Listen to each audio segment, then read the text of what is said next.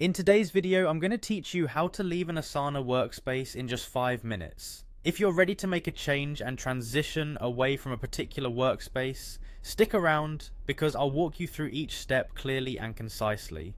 First things first, you'll want to navigate to the Asana website. Simply open your preferred web browser and go to the Asana login page. This is where the journey begins, and getting to this point should be quick, requiring only a stable internet connection. Once you're on the Asana login page, you'll need to enter your email address.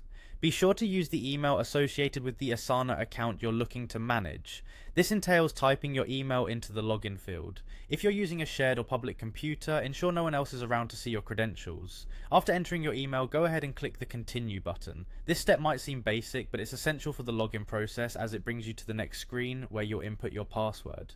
Now it's time to enter your password. This is your security key into your own Asana domain, so make sure it's correct to avoid any hiccups. Remember, it's important to maintain good password practices to keep your account safe, like using a mix of letters, numbers, and symbols. Once you've typed in your password, click on Login to access your Asana homepage.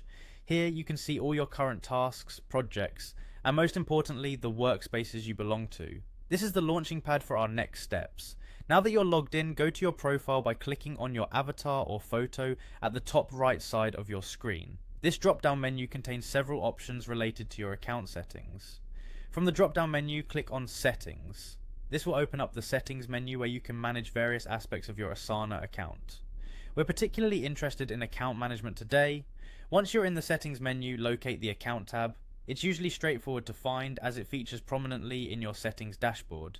Now scroll down to find the deactivation section. Here is where you'll manage your participation in various workspaces. Carefully scroll to this part of the screen to proceed with leaving the workspace. Within the deactivation section, look for the option that says remove me from this workspace and click it. This is the critical step where you actually initiate the process of leaving the workspace. Finally, you'll need to confirm your decision. When prompted, click remove to finalize your departure from that particular workspace. This confirmation helps to ensure that you indeed wish to leave and prevent any accidental changes. And there you have it, a quick and foolproof guide to leaving an Asana workspace. You've taken control over your workflow and your Asana experience, freed from the confines of an unwanted workspace. If you found this guide helpful, be sure to stick around for more tips and tutorials.